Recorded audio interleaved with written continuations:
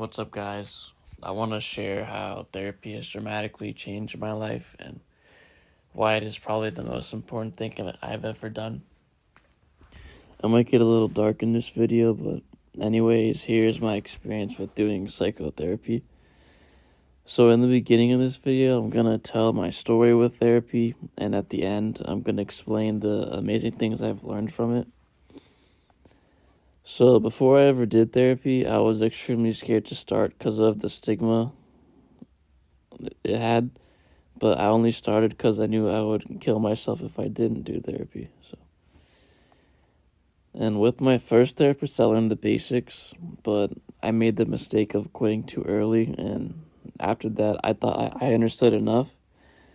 But then my mental health started going downhill, and I got a second therapist who was more higher quality compared to the first. And I did this by looking through ZocDoc and picking one with high ratings and many reviews.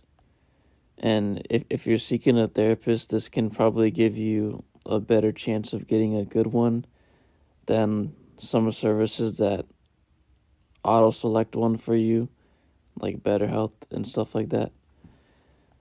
So since then, I've been making consistent progress with my therapist for the last 2 years, but at one point I had my first and only suicide attempt. So I pretty much hung myself and got out of it before I blacked out. And I was told I should have gone to the hospital until I was stable, but I mistakenly did not. And after that, I got let go by my psychiatrist as well. And I had to get a second psychiatrist. And I used the same ZocDoc method, and the second one was better. Except for the one time, my second psychiatrist told me to stop taking meds without tapering off, which led to withdrawals, which are really gross. And I stopped taking the meds cold turkey, and I was vomiting and crying and laying on the floor for a day. And I felt bad for people that are suffering around the world. But she told me to stop taking the meds because I had this weird episode where I could barely think or walk. And I walked extremely slow, and it took me 10 seconds to remember what month it was, which is kind of weird. And I wasn't able to get diagnosed at the ER for whatever that was. But since then, I have continued to make progress with my ups and downs, but nothing crazy since then. And now for what I've learned. So, coping strategies have helped me manage my anxiety and my thoughts related to my trauma. And they have also helped me during exposure therapy, which is the best thing I've ever done probably. And I'll explain what exposure therapy is in a second. But my coping strategies are affirmations, which is telling myself positive and realistic statements to rethink negative thought patterns. And I write them down on my phone so I can just look at them when I need to, even if I'm tired or whatever.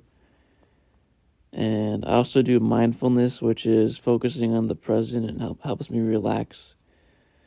And it helps take my mind away from negative memories or fear about the future. And I also do journaling, which helps me understand my feelings, and sometimes I just use it to vent or write my goals for the day and other productive things. And I also practice gratitude, which can help me see the world in a more positive way.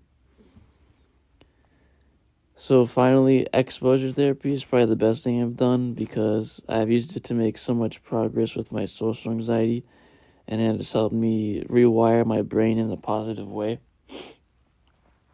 So the way that I did it was I slowly worked up to doing DoorDash delivery with my brother since he was already doing it. And it took 9 months, but now I can work without dying inside and having a lot of embarrassing moments.